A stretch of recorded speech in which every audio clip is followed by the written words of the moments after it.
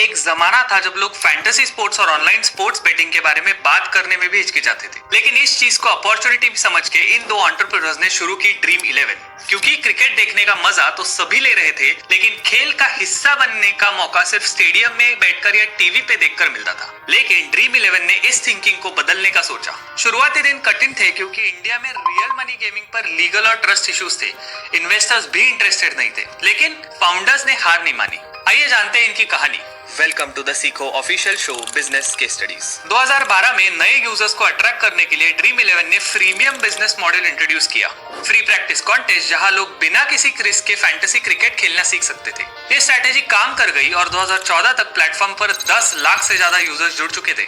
उसके बाद कंपनी ने अग्रेसिवली पेड कॉन्टेस्ट इंट्रोड्यूस किए जिसमें लोग एंट्री फीस देकर रियल कैश जीत सकते थे। ये मॉडल सिर्फ इंडिया में नहीं बल्कि ग्लोबली भी सक्सेसफुल रहा है। ड्रीम 11 का रेवेन्यू मॉडल सिंपल है।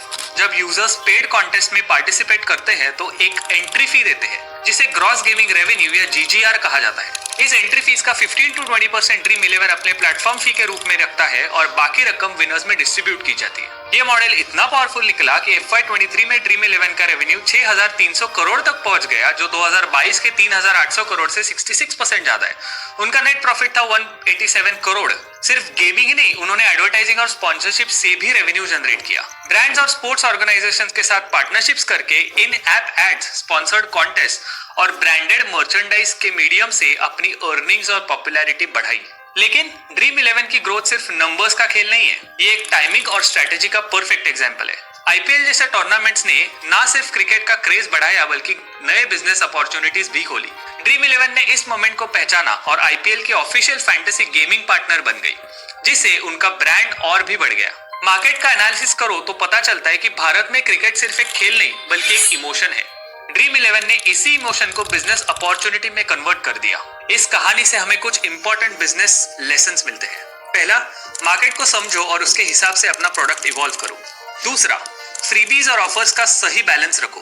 तीसरा, मल्टीपल रेवेन्यू स्ट्रीम्स डेवलप करो। एंड फाइनली चौथा, यूजर एंगेजमेंट और ट्रस्ट पे फोकस करो। आज ड्रीम 11 की वैल्यूएशन $8 बिलियन है। इसकी कहानी ये दिखाती है कि इंडिया जैसे इमोशन ड्रिवन मार्केट में भी अगर आप डेटा ड्रिवन डिसीजंस और स्मार्ट मोनेटाइजेशन स्ट्रेटेजीज फॉलो करें तो $1 बिलियन कंपनी खड़ी की जा सकती है। चलो, मैं आपसे मिलता हूं अगले एपिसोड में।